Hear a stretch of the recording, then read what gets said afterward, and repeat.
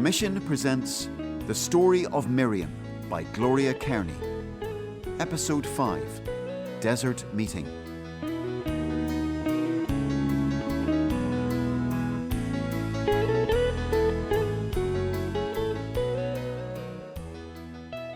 Another 40 years passed, years of continued slavery, years of longing for their circumstances to change, years of crying out to God for rescue.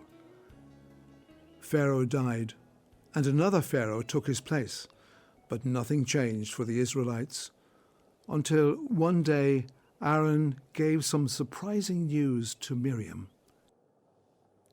Elisheba, I hope everyone is well. Yes, Miriam, thank you. You got my message then? A very strange message. Come quickly, but don't tell anyone you're coming. I come here often to visit. Why would I not tell anyone? Aaron has something to tell you, but he wants it to remain a secret. He's just being extra careful, afraid you might let it slip if someone asked about your visit.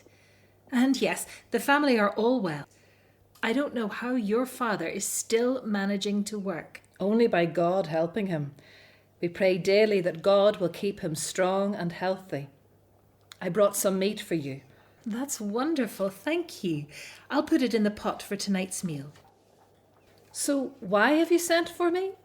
Do you need help with something? No, nothing like that. Just a minute. I'll call Aaron and let him tell you himself. Aaron, Miriam's here. Coming! Greetings, Miriam. Thanks for coming so quickly. I'm intrigued. What is this all about? Miriam, a few nights ago the Lord spoke to me. In a dream? Well, it was possibly a dream, but I can tell you it felt as real as the conversation we're having right now. What did the Lord say to you? It's a bit unexpected after all these years, but his exact words were, "Go out into the wilderness to meet Moses." Moses? After 40 years? I thought we might never see him again. I don't know how we will tell your mother. She's frail now, and this will be a great shock to her. Yes, but she has always hoped that she would see him again before she dies. Oh, let me tell her. I'll break the news gently. Oh, don't run ahead, Miriam. All I have been told is to go and meet him. He may not be returning to Egypt. How will you find him? The wilderness is a vast place. I can only trust the God who spoke to me to guide me. Our father used to tell us that Moses intended to go to Midian. I'll go in that direction. I'll leave in the morning. Tell no one what I've told you. If anyone asks where I am, just say I'm visiting some kinsmen in a distant place. May the God of our fathers go with you and watch over you. Send word as soon as you return. I will. Until then, God be with you. For many days, Aaron followed the trade routes to the east into the land of Midian, praying that God would guide him to find his brother. One day, in the shadow of a mountain called Mount Horeb, he saw in the distance a man leading a donkey on which were perched a woman and some small children. Could this be his long-lost brother? May God be praised. Aaron, my brother, God has indeed sent you. Moses, I found you.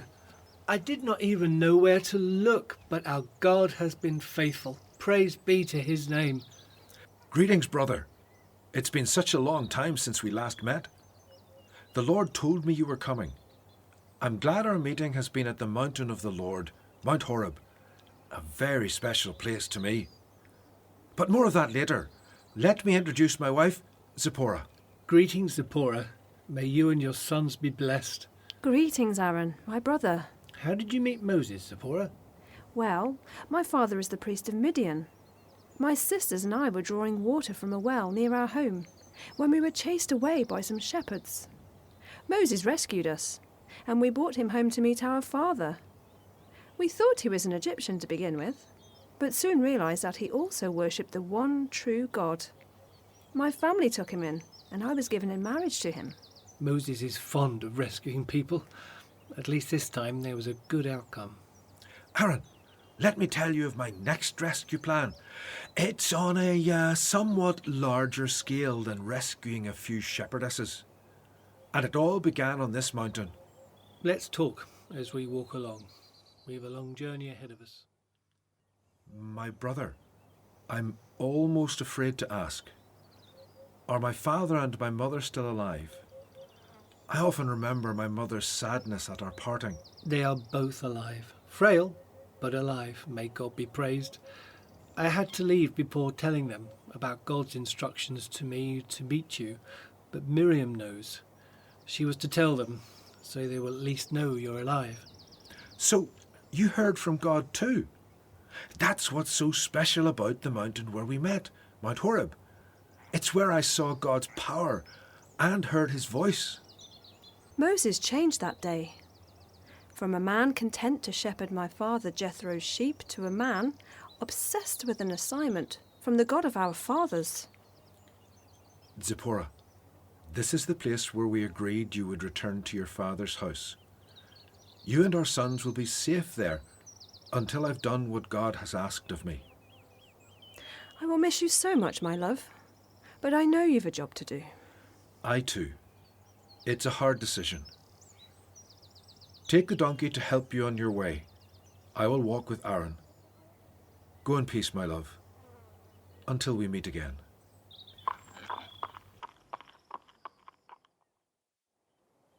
So tell me what happened on Mount Horeb, Moses.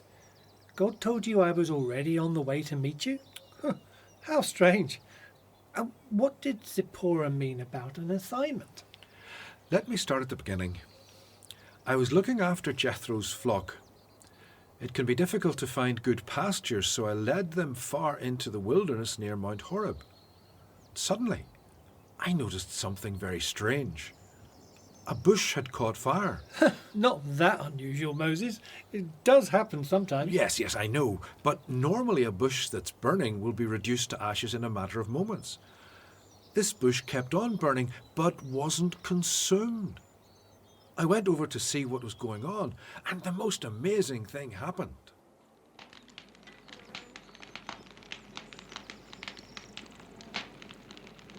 Moses.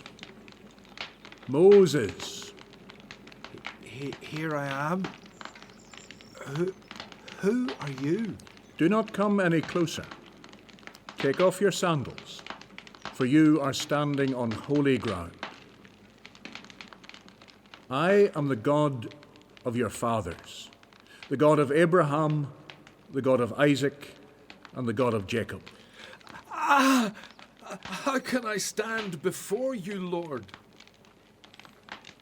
I have heard the cries of my people, and I am aware of their suffering. I have come to rescue them and to lead them out of Egypt into their own fertile and spacious land.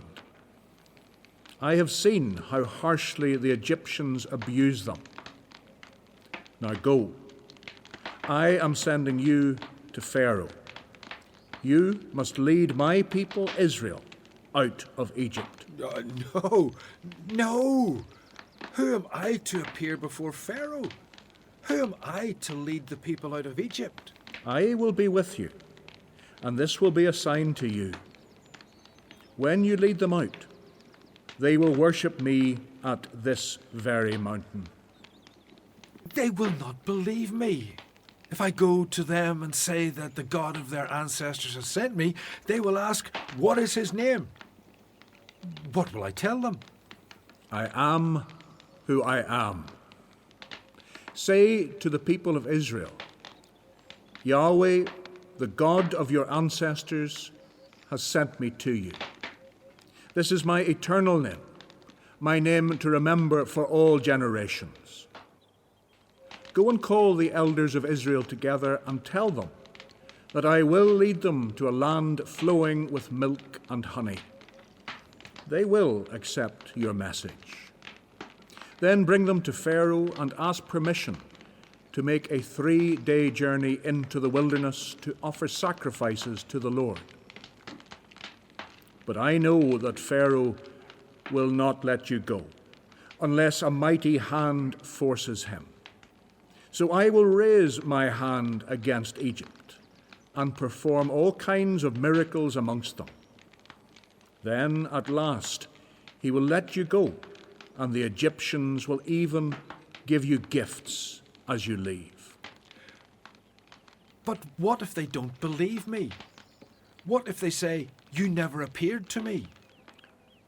What is that in your hand, Moses?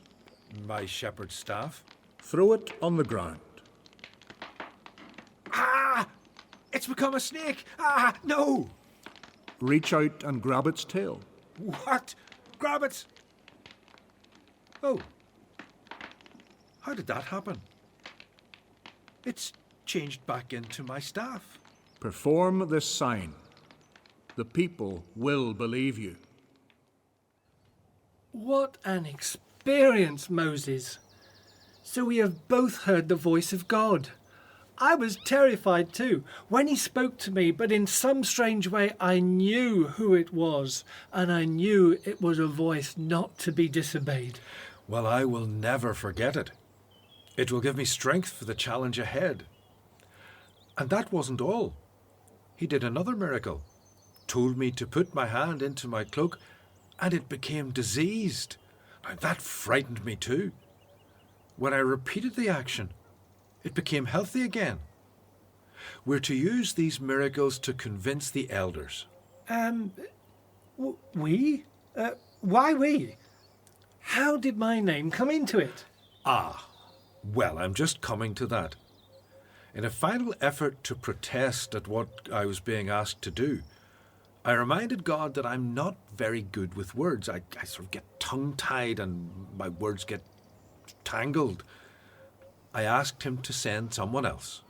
What did he say? I don't think I could have pleaded so strongly with God.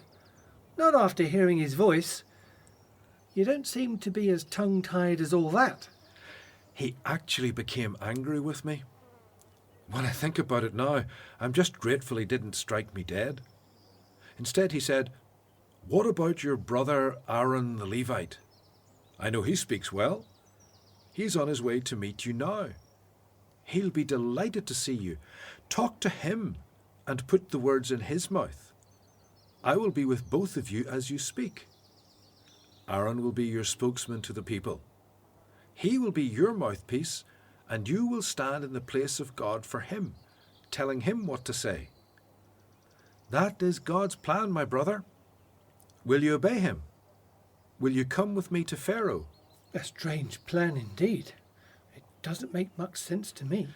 Well, not much earthly sense anyway. But who knows the mind of God? I'm not going to question it. I don't feel worthy or even able to carry this responsibility. But can I disobey the voice of the one who called me? You did say that he promised to be with both of us. Then I will go with you, brother. Look, I can see a caravan of traders in the distance. Let's join them for the rest of the journey to Egypt. We'll be safer travelling with them. As the two brothers made their way to the land of Egypt, there were many questions in their minds. Would the elders of Israel believe their story and accept their leadership? Would Pharaoh even agree to see them? Would God keep his word to be with them?